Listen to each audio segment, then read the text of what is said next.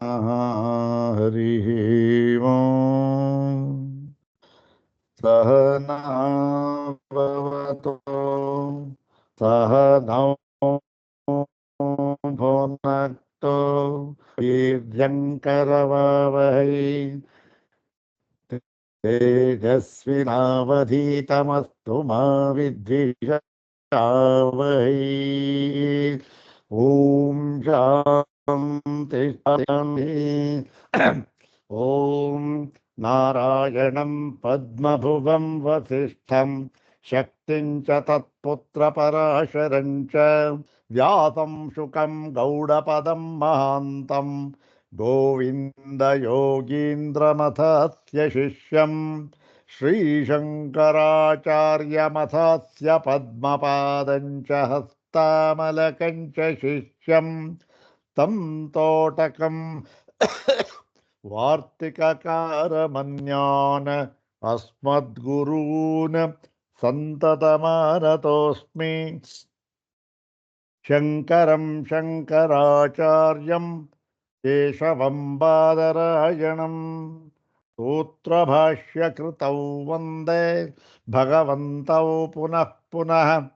सूत्रभाष्यप्रणेतारौ वेदान्ताब्जप्रभाकरौ वन्दे परस्परात्मानौ बादरायणशङ्करौ श्रुतिस्मृतिपुराणानाम् आलयं करुणालयं नमामि भगवत्पादं शङ्करं लोकशङ्करं नमामि भगवत्पादशङ्करं लोकशङ्करं वन्दे तं सच्चिदानन्दं यतिवर्यं महामतिं वेदवेदान्तसारज्ञं सद्गुरुं प्रणतोऽस्म्यहम् सदाशिवसमारम्भां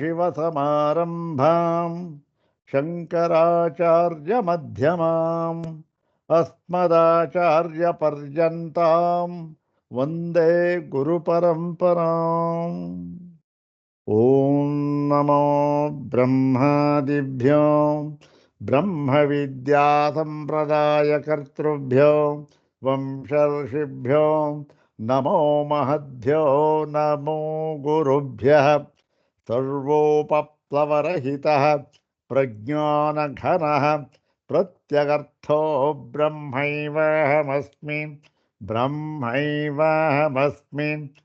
अधीहि भगवो ब्रह्म श्रीमच्छङ्कर भगवत्पूज्यपादमहासद्गुरुभ्यो नमः श्री श्री सच्चिदानन्देन्द्र सरस्वती सद्गुरुभ्यो नमः यो ब्रह्माणं विदधाति पूर्वं यो वै वेदांश्च प्रहिणोति तस्मै तन्मदेवमात्मबुद्धिप्रकाशम् मुमुक्षुर्वै शरणमहं प्रपद्ये ॐ शान्ति शान्ति शान्तिः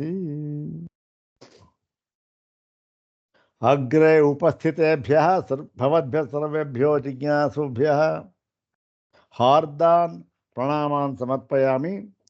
ब्रह्मसूत्र शांकर भाष्ये द्वितीयाध्याये तृतीये पादे एकादश सूत्रैरुपनिबद्धेऽस्मिन् सप्तदशे अंश अधिकरणे तदुपनिबद्धम् इदानीं पंचमं सूत्रम् तत्सूत्रं द्विवारं पठित्वा सूत्रार्थं तद्भाष्यभागं च यथाचार्यानुग्रहं विचारयामः। इदं सूत्रं पादादितः सप्तचत्वारिंशं सूत्रम्। सर्वाग्रे शंकर भगवत् पूज्यपादानां प्रशस्ति श्लोकमेकं पठित्वा तेषां पादारविन्दयोः शिरसा प्रणिपत्य अनुग्रहं च प्राप्य प्रकृतं सप्तचत्वारिंशं सूत्रं तद्भाष्यभागं च यथाचार्यानुग्रहं विचारयामः। तत्र प्रथमं तावत् श्री श्री शंकर भगवत् पूज्यपादानां प्रशस्ति श्लोकमेकं द्विवारं पठामः। ओम वेदाद्यागमदुग्ध सिंधुमथनात् ತನ್ಮೇಯಮಂಥಾದ್ರಿಣ ದಿವ್ಯಾ ಭೋಗ ವಿಚಾರ ವಾಸುಕಿ ವಶಾದಾಶ್ರಿತ್ಯ ಧೈರ್ಯಂ ಪರಂ ಬ್ರಹ್ಮೋದ್ಬೋಧ ಸುಧಾಂ ವಿಧಾಯ ದಯಯಾ ಮರ್ತ್ಯಾನಮರ್ತ್ಯಾನಮಿ ಕುರುವಂತೋ ಗುರವೋ ಜಯಂತಿ ಜಯತಾಂ ಶಂಕರಾಚಾರ್ಯವರ್ಯಾಃ. ಓಂ ವೇದಾದ್ಯಾಗಮದುಗ್ಧ ಸಿಂಧು ಮಥನಾತ್ ತನ್ಮೇಯಮಂಥಾದ್ರಿಣ ದಿವ್ಯಾ ಭೋಗ ವಿಚಾರ ವಾಸುಕಿ ವಶಾದಾಶ್ರಿತ್ಯ ಧೈರ್ಯಂ ಪರಂ ಬ್ರಹ್ಮೋದ್ಬೋಧ ಸುಧಾಂ ವಿಧಾಯ ದಯಯಾ ಮರ್ತ್ಯಾನಮರ್ತ್ಯಾನಮಿ ಕುರ್ವಂತೋ ಗುರವೋ ಜಯಂತಿ ಜಗತಾಂ ಶಂಕರಾಚಾರ್ಯವರ್ಯಾಃ. ಒಳ್ಳೆಯ ಶ್ಲೋಕ, ಒಳ್ಳೆಯ ಉಪಮಾನ. ಈ ಉಪಮಾನಗಳನ್ನು, ಇದೇ ಉಪಮಾನಗಳನ್ನು ಬೇರೆಯವರು ಕೊಟ್ಟು ಹೇಳಿದ್ದಾರೆ. ಶಂಕರ ಪಾದಾಚಾರ್ಯರ ಪ್ರಶಸ್ತಿಯನ್ನು ಹೇಳಿದ್ದಾರೆ. ಆದರೆ ಒಬ್ಬೊಬ್ಬರೂ ಕೂಡ ಆ ಸಂಸ್ಕೃತ ಭಾಷೆಯಲ್ಲಿ ತಮಗಿರ್ತಕ್ಕಂಥ ಪಾಂಡಿತ್ಯ, ಅದರ ಒಂದು ಮಾಧುರ್ಯ, ಲಾಲಿತ್ಯ ಇವನ್ನೆಲ್ಲ ತಮಗೆ ಎಷ್ಟು ಸಾಧ್ಯವೋ, ತಮಗೆ ಎಷ್ಟು ಸಾಮರ್ಥ್ಯವಿದೆಯೋ ಅಷ್ಟನ್ನೂ ಉಪಯೋಗಿಸಿಕೊಂಡು ಇಂಥ ಒಂದು ಪದ್ಯವನ್ನು ರಚನೆ ಮಾಡಿದ್ದಾರೆ. ಒಂದೇ ಅರ್ಥ ಒಂದೇ, ಆದರೂ ಕೂಡ ಉಪಯೋಗಿಸ್ತಕ್ಕಂಥ ಪದಗಳು, ಅದರ ಲಾಲಿತ್ಯ, ಅದರ ಒಂದು ಅರ್ಥ ವೈಭವ ಇವೆಲ್ಲ ಕೂಡ ಅವರವರ ಪಾಂಡಿತ್ಯವನ್ನು ಅನುಸರಿಸಿ ರಚಿಸಲ್ಪಟ್ಟಿದೆ. ಅಂಥ ಒಂದು ಶ್ಲೋಕ ಇದು. ಇದು ವರದರಾಜ ಪಂಡಿತ. ವರದರಾಜ ಅಂತಕ್ಕಂಥ ಯಾವನು ಪ್ರಸಿದ್ಧನಾದವನು. ಯಾರು ವ್ಯಾಕರಣ ಶಾಸ್ತ್ರವನ್ನು ಓದ್ತಾ ಇದ್ದಾರೋ ಅವರೆಲ್ಲರಿಗೂ ಕೂಡ ಚಿರಪರಿಚಿತನಾಗಿರ್ತಕ್ಕಂಥವನು ವರದರಾಜ ಪಂಡಿತ. ಅವನ ಕೃತಿ ಯಾವುದು? ಎಲ್ಲ ವಿದ್ಯಾರ್ಥಿಗಳು ಕೂಡ ಇವತ್ತು ಅವ್ರ ಕೈದಲ್ಲಿದೆ ಪುಸ್ತಕ, ಲಘು ಸಿದ್ಧಾಂತ ಕೌಮುದಿ. ಹೆಸರು ಕೇಳಿರಬಹುದು, ವ್ಯಾಕರಣ ಶಾಸ್ತ್ರದ ಒಂದು ಪುಸ್ತಕ. ಅವನು ಯಾರು? ಅವನು ಭಟ್ಟೋಜಿ ದೀಕ್ಷಿತರ ಶಿಷ್ಯ. ಭಟ್ಟೋಜಿ ದೀಕ್ಷಿತರು ಅಂತಕ್ಕಂಥ ಅವರು ಒಳ್ಳೆ ಪರಮ ವೈಯಾಕರಣದವರು, ವ್ಯಾಕರಣ ತೀರ್ಥರು. ಅವರ ಶಿಷ್ಯ ವರದರಾಜ ಪಂಡಿತ. ಆ ಭಟ್ಟೋಜಿ ದೀಕ್ಷಿತರು ಬರೆದಿರತಕ್ಕಂತಹ ಈ ಒಂದು ಸಿದ್ಧಾಂತ ಕೌಮುದಿ ಅಂತಕ್ಕಂಥದ್ದು ಒಂದು ಗ್ರಂಥ, ವ್ಯಾಕರಣ ಗ್ರಂಥಕ್ಕೆ ಲಘು ಸಿದ್ಧಾಂತ ಕೌಮುದಿ ಅಂತಕ್ಕಂಥ ವ್ಯಾಖ್ಯಾನವನ್ನು ಬರೆದಿದ್ದಾನೆ. ವ್ಯಾಖ್ಯಾನ ರೂಪವಾದ ಗ್ರಂಥ, ವಿವರಣೆ. ಅದರ ಗ್ರಂಥವನ್ನು ಬರೆದಿರ್ತಕ್ಕಂಥವನು ವರದರಾಜ ಪಂಡಿತ. ಪ್ರತಿಯೊಬ್ಬ ವ್ಯಾಕರಣ ವಿದ್ಯಾರ್ಥಿಯೂ ಕೂಡ ಇವತ್ತು ಅದನ್ನು ಓದ್ತಾ ಇದ್ದಾನೆ. ವರದರಾಜ ಪಂಡಿತನ ಈ ಲಘು ಸಿದ್ಧಾಂತ ಕೌಮುದಿ ಅಂತಕ್ಕಂಥದ್ದು. ಇಂಥ ವರದರಾಜ ಪಂಡಿತ ತನ್ನ ಒಂದು ಖಂಡನ ಮಂಡನ ಅಂತಕ್ಕಂಥ ಒಂದು ಕಾವ್ಯ, ಅದು ಈ ಖಂಡನ ಖಂಡ ಖಾದ್ಯ ಅಂತ ಇದೆಯಲ್ಲ ಶ್ರೀಹರ್ಷಂದು, ಅವನು ಬರೆದಿರ್ತಕ್ಕಂಥ ಅದ್ವೈತ ಪರವಾಗಿರ್ತಕ್ಕಂಥ ಒಂದು ಗ್ರಂಥ. ಅದಕ್ಕೆ ವ್ಯಾಖ್ಯಾನವನ್ನು ಮಾಡ್ತಾ ಈ ವರದರಾಜ ಪಂಡಿತ ಈ ಒಂದು ಶ್ಲೋಕವನ್ನು ಮಾಡಿದ್ದಾನೆ. ಇದರಲ್ಲಿ ಈ ಕೊನೆಯ ಒಂದು 2-3 ಪದಗಳನ್ನು ನಾನು ಸ್ವಲ್ಪ ವ್ಯತ್ಯಾಸ ಮಾಡಿಕೊಂಡಿದ್ದೇನೆ ಅಷ್ಟೆ. ಇನ್ನು ಮುಂದೆ ಎಲ್ಲವೂ ಕೂಡ ವರದರಾಜ ಪಂಡಿತನಂತೆ ಅದೇ ಶ್ಲೋಕ. ಅಲ್ಲಿ ಆತ ಅವನಿಗೆ ಬೇಕಾದ ಹಾಗೆ ಅವರು ನಮಸ್ಕಾರ ಮಾಡಿದ್ದಾನೆ. ಇಲ್ಲಿ ನಮಗೆ ಅನುಗುಣವಾಗುವಂತೆ ಆ ಒಂದು ಛಂದಸ್ಸಿಗೂ ಲೋಪವಾಗದೆ ಇರುವಂತೆ ಒಂದು ನಮಗೆ ಹೊಂದುವಂಥ ಒಂದು ಕೆಲವು ಸ್ವಲ್ಪ 3-4 ಪದಗಳನ್ನು ಬದಲಾವಣೆ ಮಾಡಿಕೊಂಡಿದ್ದೇನೆ ಅಷ್ಟೇ, ಇನ್ನೇನಿಲ್ಲ. ನೋಡಿ, ಅರ್ಥ ಬಹಳ ಬಹಳ ಬಹಳ ಚೆನ್ನಾಗಿದೆ. ಇದರ ಅರ್ಥ ನಮಗೆ ಗೊತ್ತಿದೆ, ಆದರೂ ಕೂಡ ಈ ಪದಗಳ ಅರ್ಥ ಗೊತ್ತಿರೋದಿಲ್ಲ. ಹೇಗಿದೆ ನೋಡಿ. ವೇದಾದ್ಯಾಗಮ ದುಗ್ಧ ಸಿಂಧು ಮಥನಾತ್. ದುಗ್ಧ ಸಿಂಧು ಕ್ಷೀರಸಾಗರ. ಆ ಕ್ಷೀರಸಾಗರವನ್ನು ಕಡೆದರು ದೇವತೆಗಳು. ಅದರಿಂದ ಏನು ಬಂತು? ಅಮೃತ ಬಂತು. ಎಲ್ಲರಿಗೂ ಗೊತ್ತಿರತಕ್ಕಂಥ ವಿಚಾರ. ಅದ್ಯಾವುದದು? ಅದು ಯಾವುದೋ ಭೌತಿಕವಾಗಿರ್ತಕ್ಕಂಥ ಕ್ಷೀರಸಾಗರ, ಅದೆಲ್ಲೋ ಇದೆಯಂತ ಕ್ಷೀರಸಾಗರ, ಇರಲಿ ಬಿಡಿ, ಕಡಿದ್ರು ತಗೊಂಡ್ರು. ಆದರೆ ಇಲ್ಲಿ ವರದರಾಜ ಹೇಳ್ತಾ ಇರ್ತಕ್ಕಂಥ ಒಂದು ಕ್ಷೀರಸಾಗರ ಯಾವುದು ಗೊತ್ತೇ? ವೇದಾದ್ಯಾಗಮ ದುಗ್ಧ ಸಿಂಧು. ವೇದ, ವೇದವೇ ಮುಂತಾದ ಆಗಮಗಳು, ವೇದ ವೇದಾಂಗಗಳು ಇವೇ ಮುಂತಾದ ಆಗಮಗಳೆಂಬ ಕ್ಷೀರಸಾಗರವನ್ನ, ಇಲ್ಲೇನು ಹಾಲಿಲ್ಲ, ಇಲ್ಲಿ ಹಾಲಿರ್ತಕ್ಕಂಥದ್ದು ಯಾವುದು? ವೇದಾದ್ಯಾಗಮ. ವೇದಾದ್ಯಾಗಮ ದುಗ್ಧ ಸಿಂಧು ಮಥನಾತ್, ಅದನ್ನ ಕಡೆದದ್ದರಿಂದ, ಯಾವುದು? ಆ ವೇದವೇ ಮೊದಲಾದವುಗಳೆಂಬ ಕ್ಷೀರಸಾಗರದಿಂದ ಕಡೆದರು. ಕಡೆದ ಯಾವನೊಬ್ಬ ಪುಣ್ಯಾತ್ಮ, ಅದನ್ನ ಮುಂದೆ ಹೇಳ್ತಾರೆ. ಹೇಗೆ ಕಡ್ದ? ಕಡಿಯೋದು ಕಡಗೋಲ್ ಬೇಡ್ವೆ ಅಂತಂದ್ರೆ, ಮಥನಾತ್ ತನ್ಮೇಯ ಮಂಥ ಅದ್ರಿಣ. ಅದ್ರಿನ ಪರ್ವತ, ಅದಕ್ಕೆ ಮಂಥ. ಮಂಥಾನ ಯಾವುದು? ಕಡಗೋಲು. ಆ ಕಡೆಗೋಲನ್ನ ಹಾಕೊಂಡು ಕರ್ಕೊಂಡು, ಯಾವುದದು? ತನ್ಮೇಯ, ಅದನ್ನು ತೆಗೆದು ಅದನ್ನು ತೊಳೆದು ಕಡೆಗೋಲು ಯಾವುದು? ಆ ಒಂದು ಮೇರು ಪರ್ವತ ಅಂತಕ್ಕಂಥ ಮಂಥಾದ್ರಿ ಇದೆಯಲ್ಲ, ಆ ಒಂದು ಅದರಿಂದ ಅದನ್ನು ಕಡಗೋಲು ಮಾಡ್ಕೊಂಡು ಅದನ್ನು ಕಡದಂತೆ. ಯಾವುದು? ಆ ಮೇರು ಪರ್ವತವನ್ನ, ಯಾವುದು? ಮೇಯ ಮಂಥಾದ್ರಿನ ತನ್ಮೇಯ, ಆ ಒಂದು ವೇದ ಮುಂತಾದವುಗಳಲ್ಲಿ ಅಡಗಿರತಕ್ಕಂತಹ ಮೇಯವಾಗಿರತಕ್ಕಂತಹ, ಅಂದ್ರೆ ಏನು? ಮಾನದಿಂದ ತಿಳಿಯಲ್ಪಡತಕ್ಕಂಥದ್ದು ಮೇಯ. ಅದನ್ನ ಕಡದ, ಪರ್ವತವನ್ನು ಹಾಕಿದ, ಕಡದ. ಕಡಿಯೋದಕ್ಕೆ ಕಡಗೋಲು ಬೇಕಾದ್ರೆ ಯಾಕೆ ಬೇಕಾದಕ್ಕೆ? ಅದಕ್ಕೆ ದಾರ, ಹಗ್ಗ ಬೇಕಲ್ಲ ಅದನ್ನು ಕಡಿಯೋದಕ್ಕೆ. ಅದ್ಯಾವುದದು ಅಂತಂದ್ರೆ, ದಿವ್ಯಾಭೋಗ ವಿಚಾರ ವಾಸುಕಿ ವಶಾತ್ ಆಶ್ರಿತ್ಯ. ಅದಕ್ಕೇನು ಮಾಡ್ದ? ಓಹೋ, ಆ ದೇವತೆಗಳೇನು ಮಾಡಿದ್ರು? ವಾಸುಕಿ ಹಿಡ್ಕೊಂಬಂದರು. ಆ ವಾಸುಕಿಯನ್ನು ಕಟ್ಟಿದ್ರು, ಈ ಕಡೆ ಬಿಟ್ಕೊಂಡು ಆ ಕಡೆ ಬಿಟ್ಕೊಂಡು ತಿರುಗಿಸಿದ್ರು, ಕಡದ್ರದನ್ನ. ಇಲ್ಲಿ ಯಾವ ವಾಸುಕಿ? ಇವ್ರು ಹಿಡ್ಕೊಂಬಂದಿದ್ದು ಈ ಪುಣ್ಯಾತ್ಮ. ಅಂದರೆ ದಿವ್ಯಾಭೋಗ ವಿಚಾರ. ಇಲ್ಲಿ ವಿಚಾರ ನೋಡಿ, ಎಂಥ ಒಂದು ಉಪಮಾನ ಕೊಟ್ಟಿದ್ದಾರೆ. ವಿಚಾರವೆಂಬ ವಾಸುಕಿ, ವಿಚಾರವೆಂಬ ಹಗ್ಗದಿಂದ ಆ ಮೇಯವಾಗಿರ್ತಕ್ಕಂತಹ ಕಡೆಗೋಲನ್ನು ಹಾಕಿ, ಆ ವೇದವೇ ಮುಂತಾದ ಕ್ಷೀರ ಸಾಗರವನ್ನ ಧೈರ್ಯಂ ಪರಮ ಧೈರ್ಯದಿಂದ ಏನು ಮಾಡ್ದ? ಕಡದ ಪುಣ್ಯಾತ್ಮ. ಉಪಮಾನಗಳು ಹೇಗಿದೆ? ಸಾಗರ ಯಾವುದು? ವೇದಾದ್ಯಾಗಮ. ಅದನ್ನು ಕಡದ ಯಾವುದರಿಂದ? ಒಳ್ಳೆ ಮೇಯವಾಗಿರತಕ್ಕಂತಹ ಒಂದು ಪ್ರಮಾಣ. ಪ್ರಮಾಣ ಅಂದ್ರೆ ಇಲ್ಲಿ ಹಾಗೆಲ್ಲ ಅರ್ಥವಲ್ಲ. ಪ್ರಮಾಣ ಈ ಒಂದು ವ್ಯಾಕರಣದ ಪ್ರಮಾಣ, ಆ ಪ್ರಮಾಣ ಅಲ್ಲ. ಅದನ್ನೇ ಪರಿಭಾಷೆಯಲ್ಲಿ ನಾಳೆ ಹೇಳ್ತಕ್ಕಂಥದ್ದು.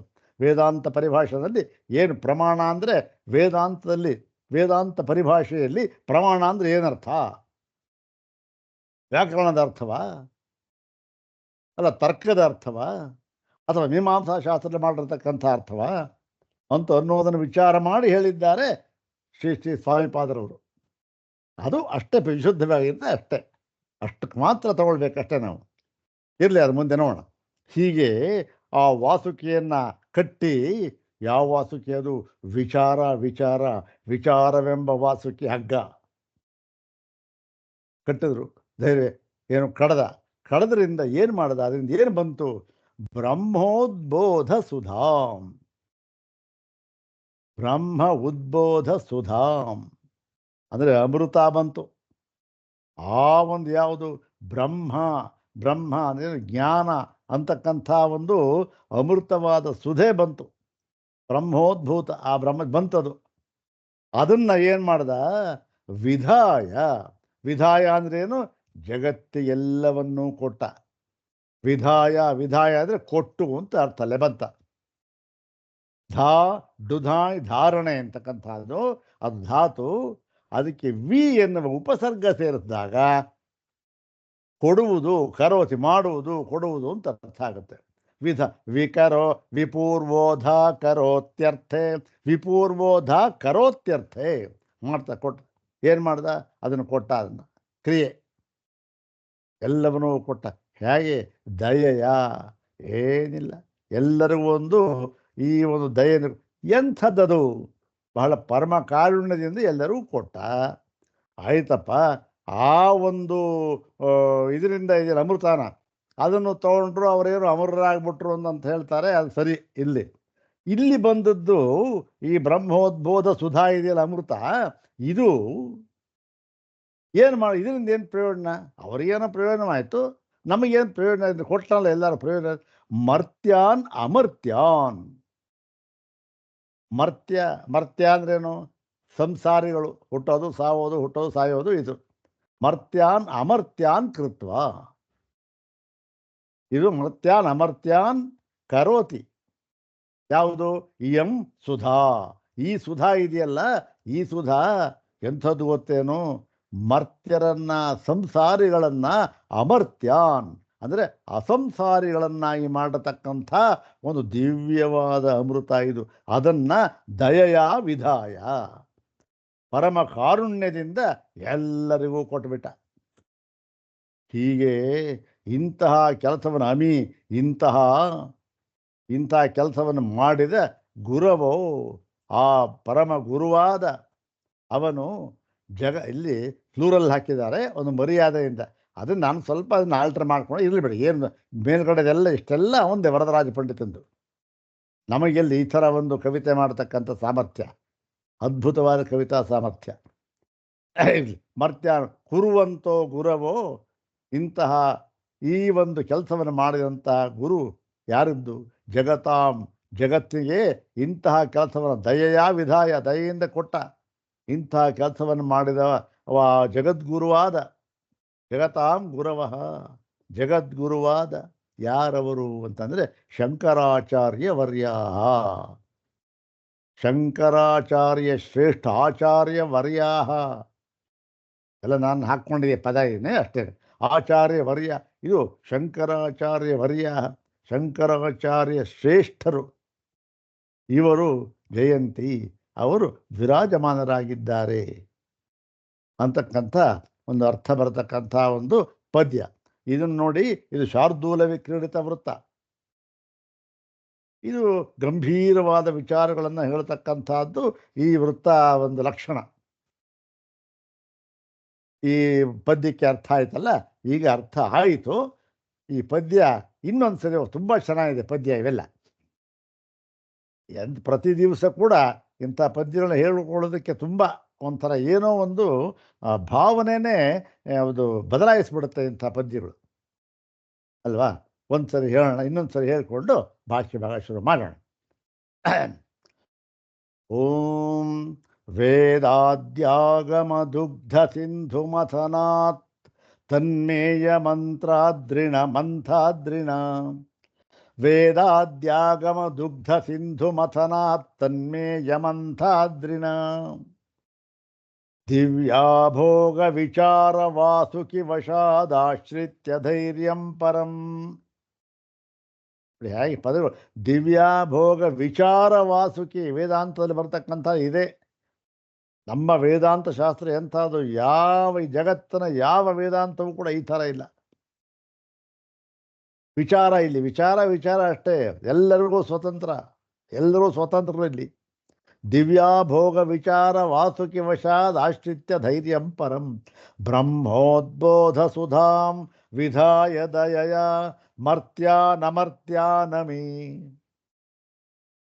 ಮರ್ತ್ಯಾನ್ ಅಮರ್ತ್ಯಾನ್, ಸಂಸಾರಿಗಳನ್ನ ಅಸಂಸಾರಿಗಳನ್ನಾಗಿ ಮಾಡಿಬಿಟ್ಟ. ಕುರುವಂತೋ ಗುರವೋ ಜಯಂತಿ ಜಗತಾಂ ಶಂಕರಾಚಾರ್ಯವರ್ಯ. ಇನ್ನೂ ಒಂದ್ಸರಿ ಹೇಳ್ತೇನೆ, ಅರ್ಥ ಸರಿಯಾಗುತ್ತೆ. ಓಂ ವೇದಾದ್ಯಾಗಮ ದುಗ್ಧ ಸಿಂಧು ಮಥನಾತ್ ತನ್ಮೇಯ ಮಂಥಾದ್ರಿಣ. ದಿವ್ಯಾಭೋಗ ವಿಚಾರ ವಾಸುಕಿ ವಶಾದಾಶ್ರಿತ್ಯ ಧೈರ್ಯಂ ಪರಂ. ಬ್ರಹ್ಮೋದ್ಬೋಧ ಸುಧಾಂ ವಿಧಾಯ ದಯಯ ಮರ್ತ್ಯಾನಮರ್ತ್ಯಾನಮಿ. ಕುರ್ವಂತೋ ಗುರವೋ ಜಯಂತಿ ಜಗತಾಂ ಶಂಕರಾಚಾರ್ಯವರ್ಯಾ. ಎಲ್ಲರೂ ಗೊತ್ತಾಯಿತು ಯಾಕೆ 3-4 ಹೇಳ್ತಾರೆ ಹೇಳ್ತಿದ್ರೆ, ಒಂದು ಸಾರಿ ನಮ್ಮ ಇವರು ಬಂದಾಗ ಆದಿತ್ಯ ಅವರು ಬಂದಿದ್ದರು. ಅವರು ಅವರ ತಾಯಿಯವರು ಬಂದಿದ್ದರು. ಅವರು ಹೇಳ್ತಾ ಇದ್ರು, ನೀವು ಬ್ರಹ್ಮಸೂತ್ರ ಮಾಡುವಾಗ ಆಚಾರ್ಯ ಪ್ರಶಸ್ತಿ ಶ್ಲೋಕ ಹೇಳ್ತಿರಲ್ಲ, ಅದನ್ನು ನಾನೆಲ್ಲ ಬರೆದಿಟ್ಕೊಂಡ್ಬಿಟ್ಟಿದ್ದೀನಿ, ಬರೆದಿಟ್ಕೊಂಡ್ಬಿಟ್ಟು ದಿನ ಅವನೊಂದು ಹೇಳ್ತಾ ಇದ್ದೀನಿ ಅಂತಂದು ಭಾಳ ಸಂತೋಷವಾಯಿತು. ಭಾಳ ಚೆನ್ನಾಗಿದೆ. ಹಾಗೆ ಯಾರು ಮನೆ ಇಟ್ಕೊಂಡ್ರೆ ಭಾಳ ಅನುಕೂಲ ಆಗುತ್ತೆ. ಅದು ಒಂದು ಭಾವನೆನೇ ಬದಲಾಯಿಸ್ತದೆ ನೋಡಿ. ಹಾಗೆ ಅದಕ್ಕೋಸ್ಕರ ಒಂದು 2-3 ಅದಕ್ಕೆ ಒಬ್ಬರಿಗೆ ಅಂತ ಅಲ್ಲ, ಎಲ್ರಿಗೂ ಕೂಡ ಈ ಒಂದು ಆ ಪದ್ಯದ ಅರ್ಥ ಚೆನ್ನಾಗಿ ಆಗಬೇಕು. ಒಂದು ಪದ್ಯ ಹೋದ್ರೆ ಅದು ಅರ್ಥ ಆಗಬೇಕಲ್ಲ, ಅದಕ್ಕೋಸ್ಕರ ಒಂದು 2-3 ಸರಿ ಹೇಳ್ತಾರೆ ಅಷ್ಟೇ, ಇನ್ನೇನು ಅನ್ಯಥ ಯಾರು ಭಾವಿಸಬಾರ್ದು. ಅಥ ಶ್ರೀಮಚ್ಛಂಕರ ಭಗವತಃ ಕೃತೌ ಶಾರೀರಕಮೀಮಾಂಸಾ ಭಾಷ್ಯೇ ದ್ವಿತೀಯೇ ಅವಿರೋಧಾಧ್ಯಾಯೇ ತೃತೀಯೇ ಪಾದೆ ಸಪ್ತದಶಂ ಏಕಾದಶ ಸೂತ್ರಾತ್ಮಕಂ ಅಂಶಾಧಿಕರಣಂ. ಓಂ ಅಂಶೋ ನಾನಾವ್ಯಪದೇಶಾದನ್ಯಥಾ ಚಾಪಿ ದಾಶಕಿತವಾದಿತ್ವಮಧೀಯತ ಏಕೆ. ಓಂ ಮಂತ್ರವರ್ಣಾಚ್ಚ ಓಂ ಅಪಿ ಚ ಸ್ಮರ್ಯತೆ. ಓಂ ಪ್ರಕಾಶಾದಿವನ್ನೈವಂ ಪರಃ ಓಂ ಸ್ಮರಂತಿ ಚ. ಓಂ ಅನುಜ್ಞಾಪರಿಹಾರೌ ದೇಹ ಸಂಬಂಧಾ ಜ್ಯೋತಿರಾದಿವತ. ಓಂ ಅಸಂತತೇಶ್ಚಾವ್ಯತಿಕರಃ. ಓಂ ಆಭಾಸ ಏವ ಚ. ಓಂ ಅದೃಷ್ಟಾ ನಿಯಮಾತ್. ಓಂ ಅಭಿಸಂಧ್ಯಾದಿಷ್ವಪಿ ಚೈವಂ. ಓಂ ಪ್ರದೇಶಾದಿತಿ ಚೇನ್ನಾಂತರ್ಭಾವಾತ್. ಇದು 11 ಸೂತ್ರಗಳು. ಪ್ರಕೃತ ಇದರಲ್ಲಿ 5ನೆಯ ಸೂತ್ರ ಈ ಅಧಿಕರಣದಲ್ಲಿ ಓಂ ಸ್ಮರಂತಿ ಚ. ಓಂ ಸ್ಮರಂತಿ ಚ. ಇದರ ಒಂದು ಹಿನ್ನೆಲೆ ಏನು? ಪರಮಾತ್ಮ ಮತ್ತೆ ಜೀವರುಗಳು, ಜೀವಾತ್ಮ ಅಂತ ಹೇಳ್ತೇವೆ, ಅದು ಹೇಳ್ಬೋದು. ಇವರಿಬ್ಬರ ಸಂಬಂಧ ಏನು ಅಂತಕ್ಕಂಥದ್ದನ್ನು ವಿಚಾರ ಮಾಡ್ತಾ ಇದ್ದಾರೆ. ವಿಚಾರ ಮಾಡಿದಾಗ ಇಲ್ಲಿ ಯಾವ ಒಂದು ಪದವನ್ನು ಹೇಳಿದ್ರೋ ಏನು ಸಂಬಂಧ ಅಂತಂದರೆ ಏನು? ಅಂಶಾಂಶಿ ಭಾವ, ಅಂಶಾಂಶಿ ಸಂಬಂಧ ಅಂತ ಹೇಳಿದ್ರು. ಅಂಶಾಂಶಿ ಸಂಬಂಧ ಅಂತ ಹೇಳಿದಾಗ ಇದು ಹೇಗೆ ಹೊಂದುತ್ತೆ ಅಂತ ಅನ್ನೋದನ್ನು ಪೂರ್ತಿ ವಿಚಾರ ಮಾಡಿದ್ದಾರೆ ಶಂಕರ ಭಗವತ್ಪಾದರು ಎಲ್ಲಿ ಭಾಷ್ಯದಲ್ಲಿ. ಮತ್ತು ಅದರ ಸೂತ್ರದಲ್ಲಿಯೂ ಕೂಡ 11 ಸೂತ್ರಗಳಲ್ಲಿ ಹೇಳಿದ್ದಾರೆ ಭಗವಾನ್ ಬಾದರಾಯಣರು. ಹಾಗಿದ್ದರೂ ಕೂಡ ಏನಾಗುತ್ತೆ, ನಮಗೆ ಈ ಒಂದು ಸಂದರ್ಭ ಅವೆಲ್ಲ ಮನಸ್ಸಿಗೆ ಬರದೇ ಹೋಗ್ಬಿಟ್ರೆ ಇದು ಅರ್ಥವಾಗೋದಿಲ್ಲ. ಮತ್ತೆ ಅದರ ವಿವಕ್ಷಿತಾಂಶ ಅರ್ಥವಾಗಬೇಕು ಬಹಳ ಮುಖ್ಯವಾಗಿ. ನೋಡಿ, ಇಲ್ಲೇನು ಹೇಳೋ ಸಂಬಂಧ? ಅಂಶಾಂಶಿ ಭಾವವನ್ನು ಹೇಳಿದ್ರು. ಅಂಶಾಂಶಿ ಭಾವವನ್ನು ಹೇಳಿ ಮತ್ತೆ ಇನ್ಯಾವ ಸಂಬಂಧ ಹೊಂದೋದಿಲ್ಲ ಅಂತ ಹೇಳಿದ್ರು. ಅಷ್ಟಾಗಿ ಹೊಂದೋದಿಲ್ಲ ಅಂತ ಹೇಳಿ ಯಾವುದು ಅಂದರೆ ಸ್ವಾಮಿ ಭೃತ್ಯ ಸಂಬಂಧ. ಸ್ವಾಮಿ ಭೃತ್ಯ ಸಂಬಂಧ ಇವತ್ತಿಗೂ ಹೇಳ್ತಾರೆ ಎಲ್ಲರೂ ಕೂಡ, ಪರಮಾತ್ಮ ಸ್ವಾಮಿ ನಾವೆಲ್ಲ ಭೃತ್ಯರ್ಕೊಂಡ್ರಿ ಅಂತಕ್ಕಂಥದ್ದು. ಈ ಒಂದು ಮಧ್ವಮತದಲ್ಲಿಯೂ ಕೂಡ ಅದನ್ನು ಹೇಳ್ತಾರೆ. ಶ್ರೀಮನ್ಮಧ್ವಮತೆ ಹರಿ ಪರತರ ಸತ್ಯಂ ಜಗತ್ತತ್ವತೋ ಭೇದೋ ಜೀವಗಣ ಹರೇರನುಚರಾ. ನೋಡಿ, ಭೇದೋ ಹರೇರನುಚರಾ ಅಂದ್ಬಿಟ್ಟು ಅದವರು ಭಾವ ಅಂತ ಹೇಳ್ತಾರೆ. ಇರಲಿ ಬಿಡಿ, ಹೇಳ್ತಾರೆ. ಇಲ್ಲಿ ಈ ಒಂದು ಅಂಶಾಂಶಿ ಭಾವ ಅಂತ ಇದೆಯಲ್ಲ, ಇದು ಪಾರಿಭಾಷಿಕ ಪದ. ವೇದಾಂತದಲ್ಲಿ ಅಂಶಾಂಶಿ ನಾವು ಲೌಕಿಕವಾಗಿ ಹೇಳಿದ್ರು ಕೂಡ ಇಲ್ಲಿ ಸ್ಪೆಷಲ್, ಅದು ಪಾರಿಭಾಷಿಕ ಪದ. ಇದನ್ನು ಹೇಗೆ ಅರ್ಥ ಮಾಡಬೇಕು ಅಂತ ಅನ್ನೋದು ಪರಿಭಾಷೆಗೆ ವಿಶುದ್ಧವಾಗಿರುತ್ತೆ. ಅಂಶಾಂಶಿ ಅಂತಕ್ಕಂಥದ್ದು ನೋಡಿ, ಬೇರೆಯ ದ್ವೈತಶಾಸ್ತ್ರದಲ್ಲೂ ಹೇಳ್ತಾರೆ, ವೇದಾಂತದಲ್ಲೇ ದ್ವೈತದಲ್ಲಿ ಅಂಶಾಂಶಿ ಭಾವ ಹೇಳ್ತಾರೆ. ಮತ್ತು ಇಲ್ಲೂ ಕೂಡ ಹೇಳಿದ್ದಾರೆ. ಇಲ್ಲಿ ಇವಾಗ ಹೇಳ್ತಾ ಇರೋದೇ ಅದು, ಹೌದಾನೆ. ಹಾಗಾಗಿ ಇದರ ಒಂದು ಏನ್ರಿ ಹೆಂಗೆಲ್ಲ ಅಭೇದವನ್ನು ಪ್ರತಿಪಾದನೆ ಮಾಡಿದ್ರು, ಅಭೇದವನ್ನು ಪ್ರತಿಪಾದನೆ ಮಾಡಿಕೊಂಡು ಬಂದು ಈ ತತ್ವ ಸಮನ್ವಯಾತ್ ಅಂತ ಮುಂಚೆನೇ ಅಭೇದವನ್ನು ಹೇಳಿದ್ರು. ಇಲ್ಲಿ ಹೇಗೆ ಅಂದರೆ ಅದಕ್ಕೆ ವಿಶುದ್ಧ ವೇದಾಂತ ಪರಿಭಾಷಾ ಅಂತ ಇರತಕ್ಕಂಥದ್ದು. ಇದನ್ನು ಹೇಗೆ ಅರ್ಥ ಮಾಡ್ಕೊಳ್ಬೇಕು ಅಂತಕ್ಕಂಥದ್ದಕ್ಕೆ ಎಲ್ಲವೂ ಕೂಡ ಇದು ಕೇವಲ ಅಧ್ಯಾರೋಪ ದೃಷ್ಟಿಯಿಂದ ಹೇಳಿದ ಮಾತು. ಇದನ್ನು ಅಧ್ಯಾರೋಪ ದೃಷ್ಟಿಯಿಂದ ಅರ್ಥ ಮಾಡಿಕೊಳ್ಳಬೇಕೇ ಹೊರತು ಹೇಗೆ ಅರ್ಥ ಮಾಡ್ಕೋಬಾರದು. ಬೇರೆಯ ದ್ವೈತಶಾಸ್ತ್ರದಲ್ಲಿ ಆಗಲಿ ಎಲ್ಲವೂ ಕೂಡ ಇದೊಂದನ್ನು ಬಿಟ್ಟು ಎಲ್ಲವೂ ಕೂಡ ದ್ವೈತಶಾಸ್ತ್ರವೇ. ಹೌದು ತಾನೆ? ಇವರು ಅವರು ಅಂತ ನಾವು ಬೆಟ್ ಮಾಡಿ ತೋರಿಸೋಂಗೆ ಎಲ್ಲರೂ ಕೂಡ. ಎಲ್ಲರೂ ಅಂದ್ರೇನು? ವೈದಿಕವಾಗಲಿ ಅವೈದಿಕವಾಗಲಿ ಎಲ್ಲವೂ ಕೂಡ ದ್ವೈತಶಾಸ್ತ್ರವೇ. ಜಗತ್ತಿನಲ್ಲಿ ಎಷ್ಟೆಷ್ಟು ದರ್ಶನಗಳಿದೆ ಎಲ್ಲವೂ ಕೂಡ ವೇದಾಂತವೊಂದನ್ನು ಬಿಟ್ಟು ಎಲ್ಲವೂ ಕೂಡ ದ್ವೈತಶಾಸ್ತ್ರವೇ. ಕೆಲವರು ಅದಕ್ಕೆ ಬಹಳ ಹತ್ತಿರವಾಗಿ ಅದಕ್ಕೇನೋ ಒಂದು ವಿಶೇಷವನ್ನು ಸೇರಿಸಿ ಹೇಳ್ತಾರೆ. ಏನೇ ಹೇಳಿದ್ರು ಸ್ವಲ್ಪ ಹೇಳಿದ್ರು ಅಷ್ಟೇ, ಜಾಸ್ತಿ ಹೇಳಿದ್ರು ಅಷ್ಟೇ, ಭೇದವೇ. ಅವರೆಲ್ಲರ ಅಭಿಪ್ರಾಯ ಏನು? ಈಗ ಆಗಿಲ್ಲ, ಮುಂದೆ ಆಗ್ತಾನಷ್ಟೆ. ಹೌದು ತಾನೆ? ಇಲ್ಲಿ ಹಾಗಿಲ್ಲ. ಹೀಗೆ ಈ ಅಂಶಾಂಶಿ ಭಾವವನ್ನು ಇಲ್ಲಿ ಯಾವ ರೀತಿ ತಗೊಳ್ಬೇಕು ಅಂತಕ್ಕಂಥದ್ದನ್ನೇ ಈ ಅಧಿಕರಣದಲ್ಲಿ ಹೇಳಿರ್ತಕ್ಕಂಥ ಈ ಸಂಬಂಧ. ಹಾಗಾಗಿ ಈ ಒಂದು ಸೂತ್ರದಲ್ಲಿಯೂ ಕೂಡ ಸ್ಮರಂತಿ ಚ ಅಂತೆ ಅಂದರೆ ಹಿಂದೆ ಹೇಳಿದ್ರು ಏನು ಇದಕ್ಕೆ ಅಂಶಿ ಭಾವ ಅಂತ ಹೇಳಿದಾಗ ಏನಪ್ಪ ಆಗುತ್ತೆ, ಈ ಜೀವನ ದುಃಖವೆಲ್ಲ ಕೂಡ ಪರಮಾತ್ಮನಿಗೆ ಬಂದ್ಬಿಡ್ತಲ್ಲ. ಮತ್ತು ಜೀವರು ಕೂಡ ಈ ಇರೋದಕ್ಕಿಂತ ಎಷ್ಟೋ ಪಟ್ಟು ಹೆಚ್ಚಿನ ದುಃಖಿಗಳಾಗ್ಬಿಡ್ತಾರಲ್ಲ. ಯಾಕೆಂದರೆ ಪರಮಾತ್ಮ ಎಷ್ಟೋ ಪಟ್ಟು ದುಃಖಿ.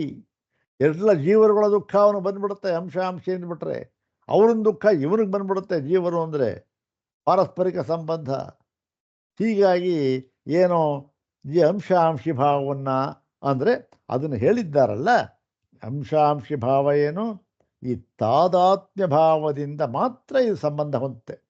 ದೇಹ ಮತ್ತೆ ಈ ಒಂದು ಆತ್ಮ ಅಂತಕ್ಕಂಥ ತಾದಾತ್ಮ್ಯ ಭಾವವನ್ನು ಇದ್ದರೆ ಅದೇ ಯಾವುದದು?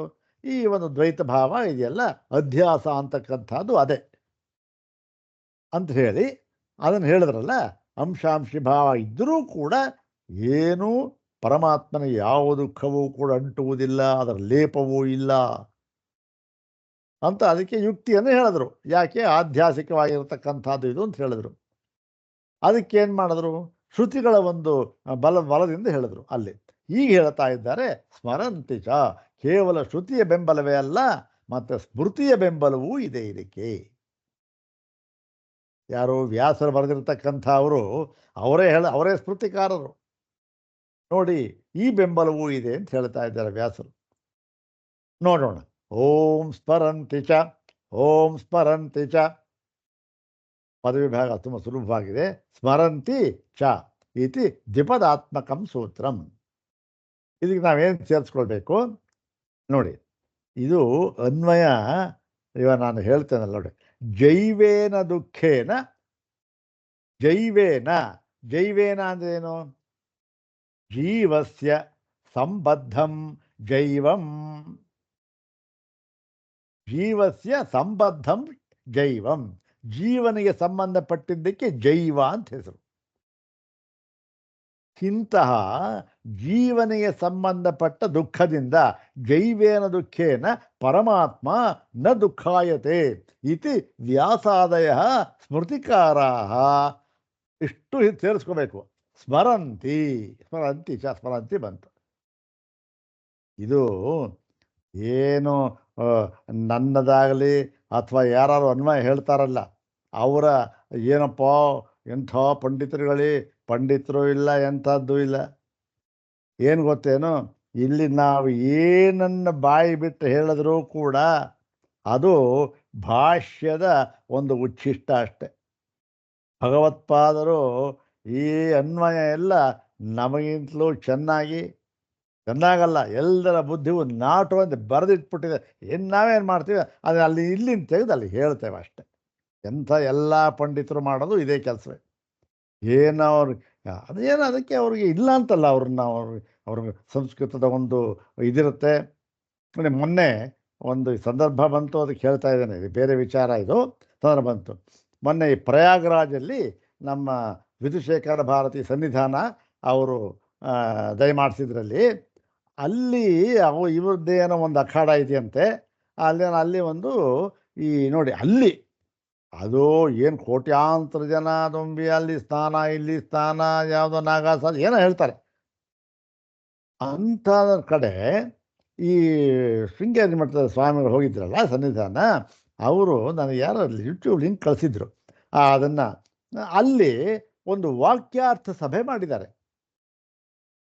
ಯಾವುದು ವಾಕ್ಯಾರ್ಥ, ಶಾಸ್ತ್ರಾರ್ಥ ಸಭೆ ಮಾಡಿ ಅಲ್ಲಿರೋರು ಒಂದು 3-4 ಜನನ್ನ ಕರ್ಕೊಂಡು ಬಂದು, ಜೊತೆಗೆ ಇಲ್ಲಿಂದನೂ ಒಂದು 4-5 ಜನ ಹೋಗಿದ್ದರು. ಅವರೆಲ್ಲರೂ ಸೇರಿ ಒಂದು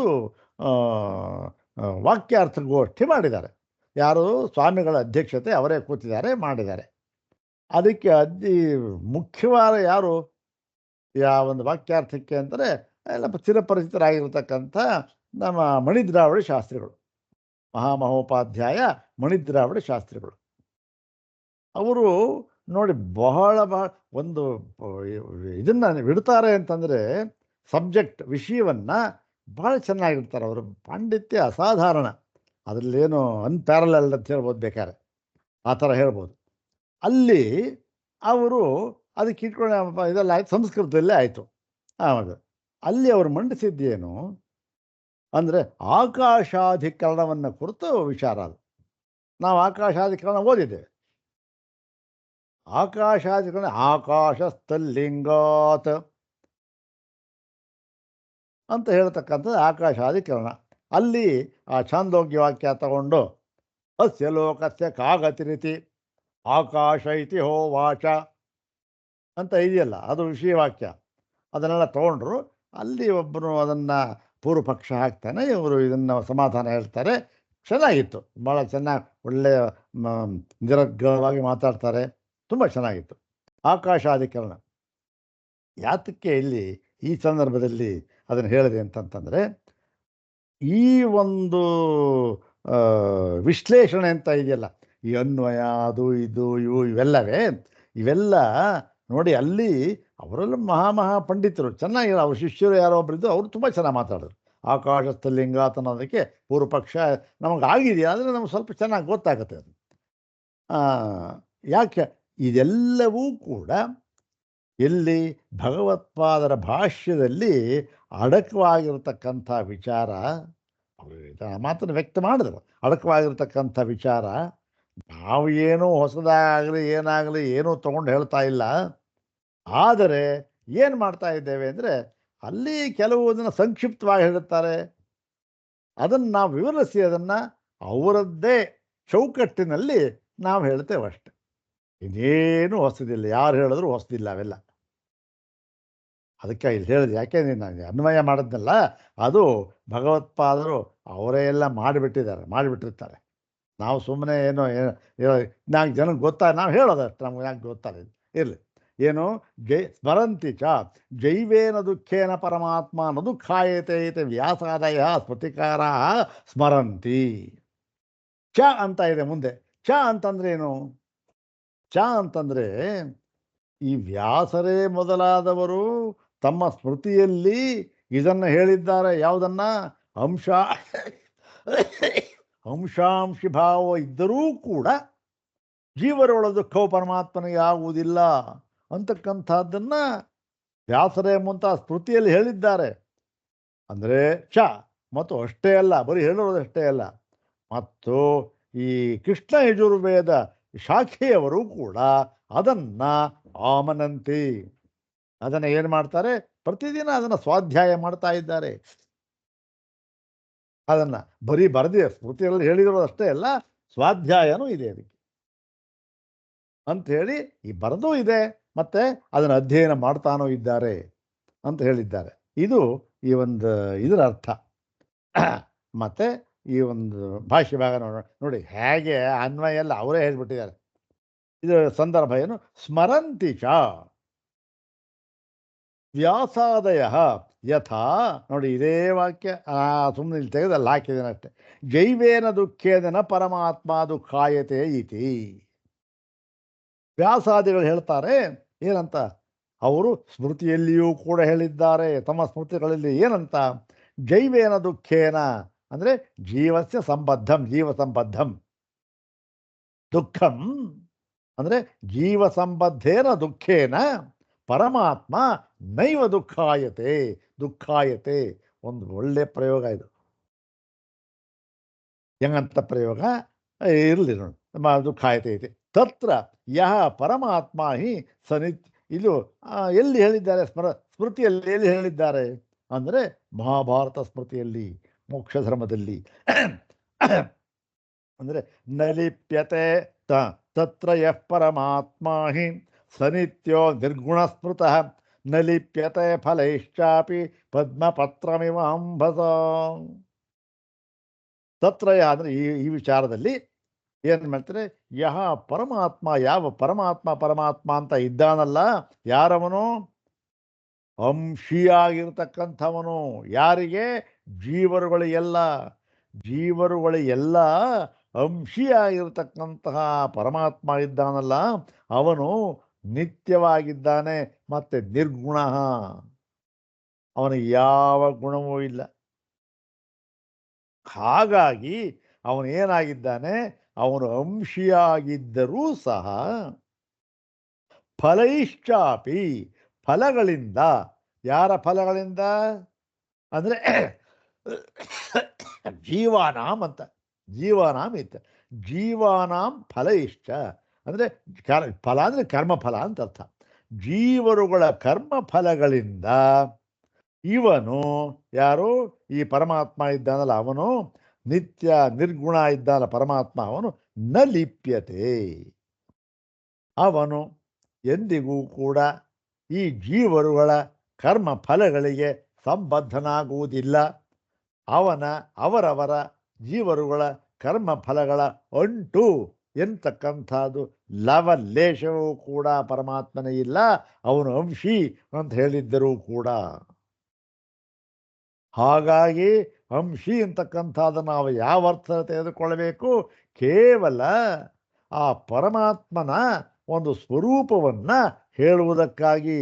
ಏನು ಹೇಳುವುದಕ್ಕಾಗಿ? ಪರಮಾತ್ಮ ಅಂಶಿಯಾಗಿದ್ದ, ಏನು ಅಪವಾದ ಮಾಡಿದ್ದ, ಏನಲ್ಲ ಅಲ್ಲ ಅಂತ ಹೇಳುವುದಕ್ಕಾಗಿ. ಏನಲ್ಲ ಅಂತ ಹೇಳುವುದಕ್ಕಾಗಿ ಪರಮಾತ್ಮನಿಗೆ ಯಾವ ಭಾಗವೂ ಇಲ್ಲ. ನಿರ್ಭಾಗ ಸಹ ಪರಮಾತ್ಮ. ನಿರ್ಭಾಗ, ನಿರ್ಭಾಗಂ ತತ್ವಂ. ಇಂತಹ ನಿರ್ಭಾಗವಾಗಿರತಕ್ಕಂಥ ಯಾವ ಅವಯವೂ ಇಲ್ಲದೆ ಇರತಕ್ಕಂಥ, ಭಾಗವೇ ಇರದಂತಕ್ಕ ಅಲ್ಲಿ ತತ್ವಕ್ಕೆ ಅಂಶಿ ಅಂದ್ರೇನು, ಅಂಶ ಅಂದ್ರೇನು ಅರ್ಥವೇ ಇಲ್ಲ. ಆದರೂ ಕೂಡ ಹೇಳಿರ್ತಕ್ಕಂಥದ್ದು ಅಧ್ಯಾರೋಪ ದೃಷ್ಟಿಯಿಂದ. ಯಾವುದನ್ನು ಅಪವಾದ ಮಾಡುವುದಕ್ಕೆ? ಪರಮಾತ್ಮ ನಿರ್ಭಾಗ ಅಂತ ಹೇಳುವುದಕ್ಕೆ. ಪರಮಾತ್ಮನಿಗೆ ಭಾಗ, ಅಂಶ ಇಲ್ಲ ಅಂತ ಹೇಳುವುದಕ್ಕೆ ಇವನ್ನು ಹೇಳಿದ್ದಾರೆ. ಮತ್ತೆ ಹೇಗೆ ಅದಕ್ಕೆ ಉದಾಹರಣೆ ಕೊಡ್ತಾರೆ? ಪದ್ಮಪತ್ರಮಿವಾಂಬಸ. ಇದು ಎಲ್ಲರೂ ಕೊಡ್ತಕ್ಕಂಥ ತಾವರ ಎಲೆಯಂತೆ ಅಂತ. ನೀರಲ್ಲೇ ಇರುತ್ತೆ, ನೀರಿನ ಸಂಪರ್ಕನೇ ಅದು. 3 ಹೊತ್ತು ನೀರೇ. ಆದರೂ ಕೂಡ ನೀರಿನ ಯಾವ ಧರ್ಮವೂ ಕೂಡ ಅದರ ಅಂಟು ಲೇಷ ಮಾತ್ರವೂ ಕೂಡ ಎಲೆಗಳಿಗೆ ಇರುವುದಿಲ್ಲ. ಹಾಗೆ ಅಂತ ಹೇಳ್ಬಿಟ್ಟು ಇದನ್ನು ಹೇಳ್ತಾರೆ. ಮತ್ತು ಇನ್ನೂ ಒಂದು ಹೇಳ್ತಾರೆ. ಕರ್ಮಾತ್ಮಾತ್ವ ಪರೋ ಯೋಸೌ ಮೋಕ್ಷಬಂಧೈ ಸ ಯುಜ್ಯತೆ ಸ ಸಪ್ತದಶಕೇನಾಪಿ ರಾಶಿನ ಯುಜ್ಯತೆ ಪುನಃ ಅಂತಕ್ಕಂಥದ್ದು. ಇದು ಕರ್ಮಾತ್ಮಾತು ಅಪರೋ ಯೋಸೌ. ಕರ್ಮಾತ್ಮ ಇವನ್ಯಾರು? ಕರ್ಮಾತ್ಮ ಜೀವಾತ್ಮ ಇವನು. ಅವನೇನು? ಮೋಕ್ಷ ಬಂಧೈ ಸ ಯುಜ್ಯತೆ. ಅವನು ಇರ್ತಕ್ಕಂಥದ್ದು ಬಂಧ ಮೋಕ್ಷ ಇವೆಲ್ಲ. ಪರಮಾತ್ಮನಿಗೆ ಯಾವ ಬಂಧವೂ ಇಲ್ಲ, ಮೋಕ್ಷವೂ ಇಲ್ಲ. ಅವನು ಯಾವುದು? ನಿತ್ಯ ಶುದ್ಧ, ನಿತ್ಯ ಬುದ್ಧ, ನಿತ್ಯ ಮುಕ್ತ. ಇದು ಅಧ್ಯಾರೋಪ ದೃಷ್ಟಿಯಿಂದ ಹೇಳಿದ ಮಾತೆ. ಬಾಯಿ ಬಿಟ್ಟರೆ ಅಧ್ಯಾರೋಪ, ಇನ್ನೇನಿಲ್ಲ. ಅದನ್ನ ಸ್ವಾಮಿಪಾದರು ಹೇಳಿರ್ತಕ್ಕಂಥದ್ದಷ್ಟೇ, ಇನ್ನೇನು ಹೇಳಿಲ್ಲ. ಅವ್ರು ಯಾರನ್ನೂ ಬೈಲಿಲ್ಲ, ಏನೂ ಮಾಡಲಿಲ್ಲ. ಏನೊಂದು ಹೇಳಿದರೂ ಕೂಡ ಅದನ್ನು ನಾವು ಅಧ್ಯಾರೋಪ ದೃಷ್ಟಿಯಿಂದ ಅರ್ಥ ಮಾಡಿಕೊಳ್ಳಬೇಕೇ ಹೊರತು ಬೇರೆ ತಾರ್ಕಿಕರಂತೆ ಮತ್ತು ಮೀಮಾಂಸಕರಂತೆ ವೈಯಾಕರಣರಂತೆ ನಾವು ಅರ್ಥವನ್ನು ಮಾಡಿಕೊಳ್ಬಾರದು. ಮಾಡಿಕೊಂಡೇನಾಗುತ್ತೆ? ನಮಗೆ ಆ ಫಲ ಆಗೋದಿಲ್ಲ ಅಷ್ಟೆ. ಹಾಗಾಗಿ ನಾನು ನನ್ನ ಗ್ರಂಥದಲ್ಲಿ ಈ ಒಂದು ಅಧ್ಯಾರೋಪಾಪವಾದ ಒಂದು ವಿಧಾನ ಇದೆಯಲ್ಲ, ಅದರಿಂದಲೇ ಅರ್ಥವನ್ನು ಮಾಡಿದ್ದೇನೆ, ಹಾಗಾಗಿ ಇದು ವಿಶುದ್ಧವಾಗಿದೆ ಅಂತ ಹೇಳ್ಕೊಂಡಿದ್ದಾರೆ. ಅದನ್ನು ನಾವು ನೋಡಿದ್ದೇವಲ್ಲ ಮೊನ್ನೆ ಅಷ್ಟೇ. ಹೀಗೆ ಏನು ಇವನು ಕರ್ಮ ಇದು ಅಂತ ಅವನು ಮೋಕ್ಷ ಬಂಧೈ ಸಯುಜ್ಯ, ಅವನಿಗೆ ಬಂಧ ಮೋಕ್ಷ ಸಂಸಾರ ಎಲ್ಲ ಅವನಿಗೆ. ಏನಾಗಿದೆ ಸಪ್ತದಶಕೇನಾಪಿ ರಾಶಿ ಸಮೂಹ. ಇನ್ನು 17 ಸಪ್ತದಶಕ ಏನು 17 10 ಒಂದು 7 17 ಅಂದರೆ ಏನು? 17 ಅಂತಂದರೆ ಇಲ್ಲಿ ವ್ಯಾಖ್ಯಾನಕಾರರು ಒಂದೊಂದು ರೀತಿಯಲ್ಲಿ ಹೇಳಿದ್ದಾರೆ ನೋಡಿ. ಇದೇನು ಇದಕ್ಕೇನು ಯಾಕೆ ಅಧ್ಯಾರೋಪ ದೃಷ್ಟಿ ಭ್ರಮೆ, ಏನು ಬೇಕಾದ್ರೂ ಹೇಳ್ಬೋದು. ಒಬ್ಬರು 5 ಕರ್ಮೇಂದ್ರಿಯ ಮತ್ತು 5 ಜ್ಞಾನೇಂದ್ರಿಯ, ಮನಸ್ಸು ಬುದ್ಧಿ ಚಿತ್ತ ಅಹಂಕಾರ ಶರೀರ ಅಂತ ಹೇಳ್ಬಿಟ್ಟು 5 17 ಹೇಳ್ತಾರೆ, ಇನ್ನೊಬ್ರು ಇನ್ನೊಂದು ಹೇಳ್ತಾರೆ. ಇರಲಿ, ಏನಾದರೂ ಕೂಡ ಈ 17 ತತ್ವಗಳಿಂದ ಅವನು ಬದ್ಧನಾಗಿ ಬಿಟ್ಟಿದ್ದಾನೆ, ಯುಜ್ಯತೆಗೆ ಅದು ಸೇರ್ಕೊಂಡ್ಬಿಟ್ಟಿದ್ದಾನೆ. ಆದರೂ ಕೂಡ ಪರಮಾತ್ಮ ಅಂತಕ್ಕಂಥ ಅವನಿಗೆ ಇವನ ಅಂಶಿಯಾಗಿದ್ದರೂ ಕೂಡ ಇವನು ಯಾವ ದೋಷವೂ ಕೂಡ ಇಲ್ಲ ಅವನದ್ದು ಅಂತಲೇ ಸ್ಮೃತಿಯಲ್ಲಿಯೂ ಕೂಡ ಹೇಳಿದ್ದಾರೆ. ಸ್ಮರಂತಿ ಚ ಹೇಳಿದ್ರೆ ಅದಕ್ಕೆ ಉದಾಹರಣೆ ಕೊಡಬೇಕಲ್ಲ. ಸ್ಮರಂತಿ ಚ ಅಂದರೆ ಸೂತ್ರಕಾರ ಹೇಳಿದ್ರು, ಭಾಷ್ಯಕಾರರು ನೋಡಿ ಇಲ್ಲಿ ಹೇಳಿದ್ದಾರೆ ಅಂತ ಅವರ ಯಾರು ಸೂತ್ರಕಾರರ ಹೃದಯವನ್ನು ಭಾಷ್ಯಕಾರರು ಬಿಚ್ಚಿಡ್ತಾ ಇದ್ದಾರೆ. ಇತಿ ಚ ಶಬ್ದಾತ್ ಸಮಾಮನಂತಿ ಚ ಇತಿ ವಾಕ್ಯಶೇಷ. ಚ ಅಂತಂದರೆ ಮತ್ತು ಅಂತಿದೆಯಲ್ಲ, ಅದು ಚ ಶಬ್ದ ಸಮುಚ್ಚಯಾರ್ಥ. ಏನು? ಸಮಾಮನಂತಿ, ಹೀಗೆ ಅವರು ಈ ಒಂದು ಸಮಾಮನಂತಿ ಅಧ್ಯಯನ ಮಾಡುತ್ತಲೋ ಇದ್ದಾರೆ. ಯಾವುದನ್ನ? ಹೀಗೆ. ಅಲ್ಲಿ ಏನಾಯಿತು? ಸ್ಮರಂತಿ ಸಮಾಮನಂತಿ ಚ ಅಂತಾಯಿತು ಸೂತ್ರ. ಸಮಾಮನಂತಿ ಅಂತ ಹೇಳಿಲ್ಲ, ಅದನ್ನು ಸೇರಿಸ್ಕೊಳ್ಬೇಕು ಅಂತ ಹೇಳಿ ಭಗವತ್ಪಾದ ಶಂಕರ ಹೇಳ್ತಾ ಇದ್ದಾರೆ. ಅಲ್ಲಿ ಈ ಸೂತ್ರ ಏನಾಯಿತು? ಸ್ಮರಂತಿ ಸಮಾಮನಂತಿ ಚ ಅಂತಾಯಿತು. ಇದು ಸೂತ್ರದ ಅರ್ಥ. ಸ್ಮರಂತಿ ಸಮಾಮನಂತಿ ಚ ಅಂತ ಹೇಳಿ ಅದಕ್ಕೆ ಎಲ್ಲಿ ಸಮಾಮನಂತಿ ಚ ಅಂತನ್ನೋದು ಕೇಳ್ರಿ, ನೀವು ಹೇಳ್ಬಿಟ್ರೆ ಭಾಷ್ಯಕಾರರು ನಿಮ್ಮ ಸ್ವಬುದ್ಧಿ ಇದೆ ಅದು. ಇಲ್ಲ ಇಲ್ಲಪ್ಪ, ಅದಕ್ಕೂ ನೋಡಿ ಉದಾಹರಣೆ ಬೇಕಾದಷ್ಟು ಕೊಡ್ತೀವಿ. ಶಂಕರ ಏನವರು ನೂರಾರು ವಾಕ್ಯ ಹೇಳೋದು ಕೊಡ್ತೇವೆ. ಇಲ್ಲಿ ಪ್ರಕೃತ ಒಂದು 2 ವಾಕ್ಯ ಕೊಡ್ತೀನಪ್ಪ ನೋಡೋಣ ಅಂತ ಹೇಳಿ. ಇದು ಯಾವುದು ಮುಂಡಕದಲ್ಲೂ ಬರುತ್ತೆ, ಇದ್ರಲ್ಲೂ ನೋಡಿ. ತಯೋರನ್ಯ ಪಿಪ್ಪಲಂ ಸ್ವಾದ್ಯತ್ಯನಶ್ನನ್ಯೋ ಅಭಿಚಾಕಶೀತಿ ಪ್ರಸಿದ್ಧವಾದ ಮಂತ್ರ 3ನೇ ಮುಂಡಕದಲ್ಲಿ ತಾನೆ. ದ್ವಾಸುಪರ್ಣ ಸಯುಜಾ ಸಖಾಯ ಸಮಾನೇ ವೃಕ್ಷೇ ಪರಿಷಸ್ವ ಸಮಾನಂ ವೃಕ್ಷಂ ಪರಿಷಸ್ವ ಜಾತೆ ತಯೋರನ್ಯ ಪಿಪ್ಪಲಂ ಸ್ವಾದ್ವತ್ಯನಶ್ನನ್ಯೋ ಅಭಿಚಾಕಶೀತಿ ಸಮಾನೇ ವೃಕ್ಷೇ ಪುರುಷೋ ನಿಮಗ್ನೋ ಅನೀಶಯ ಶೋಚತಿ ಮುಹ್ಯಮಾನಃ ಯುಷ್ಟಂ ಯದಾ ಪಶ್ಯತ್ಯನ್ಯಮೀಶತ್. ಅಲ್ಲಿ ಮುಂಡಕದಲ್ಲಿ ಹೇಳಿದ್ದಾರೆ ಅಂಥೇಳಿ. ಇದಕ್ಕೆಲ್ಲ ಅರ್ಥ ನಮ್ಗೆ ಗೊತ್ತಲ್ಲ, ಇಲ್ಲಿ ಪರವಾಗಿ 2 ಹೇಳಿ. ತಯೋರನ್ಯ ಒಬ್ಬ ಇದ್ದಾರೆ, ಒಬ್ಬ ಸುಮ್ಮನೆ ಅನಶ್ನನ್ಯೋ ಅಭಿಚಾಕಶೀತಿ ಅಂದರೆ ಏನು? ಅಭಿಚಾಕಶೀತಿ ಅಂದರೆ ತೂಷ್ಣೀಂ ಪಶ್ಯತಿ ಅಂತ ಅರ್ಥ ಭಾಷೆ. ಅಭಿಚಾಕಶೀತಿದ್ರೆ ಸುಮ್ಮನೆ ನೋಡುತ್ತಿದ್ದಾನೆ ಅಷ್ಟೇ, ಸಾಕ್ಷಿ ಸ್ವರೂಪ ನೋಡ್ತಾ ಇದ್ದಾರೆ, ಸಾಕ್ಷಿ ಸ್ವರೂಪ. ಅವನು ಏನು ಮಾಡ್ತಾ ಇಲ್ಲ. ಇವನು ತಿಂತಾನೆ, ತಿಂದ ಮೇಲೆ ಏನು ಮಾಡ್ತಾನೆ? ತಿಂದ ಮೇಲೆ ಅನುಭವಿಸ್ತಾನೆ. ತಿನ್ನೋದು ಕರ್ಮ ಮಾಡಿದ್ಮೇಲೆ ಫಲ ಅನುಭವಿಸ್ತಾನೆ. ಯಾರವನು? ಇವನು. ಇವನೇನಾಗಿದ್ದಾನೆ? ಇನ್ನೊಬ್ಬ ಏನಾಗಿದ್ದಾನೆ? ತಯೋರನ್ಯ ಪಿಪ್ಪಲಂ ಸ್ವಾದ್ವತಿ ಇನ್ನೊಬ್ಬ ಏನು ಮಾಡಿದ್ದಾನೆ? ಅನಶ್ನನ್ಯೋ ಅಭಿಚಾಕಶೀತಿ. ಅವನು ಸುಮ್ಮನೆ ಏನು ತಿಂತಾ ಇಲ್ಲ, ಕರ್ಮ ಮಾಡ್ತಾ ಇಲ್ಲ, ಫಲ ಅನುಭವಿಸ್ತಾನೂ ಇಲ್ಲ, ಅವನ ಸಂಬಂಧವೂ ಇಲ್ಲ. ಏನು ಮಾಡ್ತಾನೆ? ಅಭಿಚಾಕಶೀತಿ ತೂಷ್ಣೀಂ ಪಶ್ಯತಿ ಸಾಕ್ಷಿತ್ವೇನ ಪಶ್ಯತಿ ಅಷ್ಟೆ. ಮತ್ತು ಇನ್ನೊಂದು ಹೇಳ್ತಾ ಇದೆ ಕಠೋಪನಿಷತ್ತು, ಎಲ್ಲ ಪ್ರಸಿದ್ಧವಾದ ಮಂತ್ರಗಳು. ಏಕಸ್ತಥಾ ಸರ್ವಭೂತಾಂತರಾತ್ಮ ನ ಲಿಪ್ಯತೆ ಲೋಕದುಃಖೇನ ಬಾಹ್ಯ. ಸೂರ್ಯೋ ಯಥಾ ಸರ್ವಲೋಕಸ್ಯ ಚಕ್ಷುಃ ನ ಲಿಪ್ಯತೆ ಚಾಕ್ಷುಷೈರ್ಬಾಹ್ಯದೋಷೈಃ ಏಕಸ್ತಥಾ ಸರ್ವಭೂತಾಂತರಾತ್ಮ ನ ಲಿಪ್ಯತೆ ಲೋಕದುಃಖೇನ ಬಾಹ್ಯ. ಎಂಥ ಮಂತ್ರಗಳು ಸ್ವಾಮಿ. ಸೂರ್ಯೋ ಯಥಾ ಸರ್ವಲೋಕಸ್ಯ ಚಕ್ಷುಃ, ಸೂರ್ಯ ಎಲ್ಲ ಲೋಕದ ಕಣ್ಣವನು ಅಂದ್ರೇನು, ಎಲ್ಲ ವ್ಯವಹಾರಗಳು ಕೂಡ ನೋಡ್ತಾ ಇದ್ದಾನೆ, ಮಾಡ್ತಾ ಇದ್ದಾನೆ, ಎಲ್ಲ ಬೆಳಗ್ತಾ ಇದ್ದಾನೆ. ಇಷ್ಟೆಲ್ಲ ಆದರೂ ಕೂಡ ಜೊತೆ ಸೇರಿ ಹೋಗ್ಬಿಟ್ಟಿದ್ದಾನೆ. ಆದರೂ ಕೂಡ ಎಲ್ಲದಕ್ಕೂ ಕಣ್ಣಾಗಿದ್ದರೂ ಕೂಡ ಅದಕ್ಕೆ ಸಂಬಂಧಪಟ್ಟ ಯಾವ ಹೊರಗಿನ ದೋಷಗಳಿಂದಲೂ ಕೂಡ ಅವನು ಲಿಪ್ತನಾಗಿಲ್ಲ, ಅಂಟಿಲ್ಲ ಅವನಿಗೆ. ಸೂರ್ಯೋ ಯಥಾ ಸರ್ವಲೋಕಸ್ಯ ಚಕ್ಷು ನ ಲಿಪ್ಯತೆ ಚಾಕ್ಷುಷೇರ್ಬಾಹ್ಯ. ಅದೇ ಥರ ಏಕಸ್ತಥ, ಭಗವಂತ ಒಬ್ಬನೇ, ಪರಮಾತ್ಮ ಒಬ್ಬನೇ. ಏಕಸ್ಥಿತ ಸರ್ವಭೂತ ಅಂತರಾತ್ಮ, ಅವನು ಎಲ್ಲರಲ್ಲೂ ಇದ್ದಾನೆ ಅಂತರಾತ್ಮನಾಗಿ. ಅಂದ್ರೇನು? ಓ, ಎಲ್ಲರಲ್ಲೂ ಇದ್ದಾನೆ, ಎಲ್ಲರ ಕಷ್ಟ ಸುಖ ಎಲ್ಲ ಬಂತಲ್ಲಪ್ಪ ಅವನಿಗೆ. ಏಕಸ್ಥಿತ ಸರ್ವಭೂತಾಂತರಾತ್ಮ ಅಂದ್ಬಿಟ್ಟು ನಲಿಪ್ಯತೆ ಲೋಕ ದುಃಖೇನ ಬಾಹ್ಯ ಅಂದ್ಬಿಟ್ಟು ಕಠೋಪನಿಷತ್ ಹೇಳ್ತಾ ಇದೆಲ್ಲ ಅದು ಹೇಳ್ತಾರೆ. ಸ್ಮರಂತಿ ಚ, ಹೀಗೆ ಸ್ಮೃತಿಯೂ ಕೂಡ ಇದೆ ಅಂತಕ್ಕಂಥದ್ದು. ಮುಂದಿನ ಸೂತ್ರ ತುಂಬ ಚೆನ್ನಾಗಿದೆ. ಅದರಲ್ಲಿ ಇವೆಲ್ಲ ವಿಚಾರ ವಿಚಾರ ವಿಚಾರ. ಹಾಗಾದ್ರೆ ಶಾಸ್ತ್ರದಲ್ಲಿ ವಿಧಿ ನಿಷೇಧ ಇದೆಯಲ್ರಿ, ವಿಧಿ ನಿಷೇಧ ಯಾರಿಗಪ್ಪ? ಆದರೆ ವಿಧಿ ನಿಷೇಧ ಇವ್ರು ಮಾಡ್ಬೇಕು ತಾನೆ. ಅಂದರೆ ಅದಕ್ಕೆ ಉತ್ತರವನ್ನು ಹೇಳ್ತಾ ಇದ್ದಾರೆ ಮುಂದಿನ ಸೂತ್ರದಲ್ಲಿ. ನಾಳೆ ನೋಡೋಣ. ಓಂ ಶಾಂತಿ ಶಾಂತಿ ಶಾಂತಿ. ಓಂ ತತ್ಸತ್.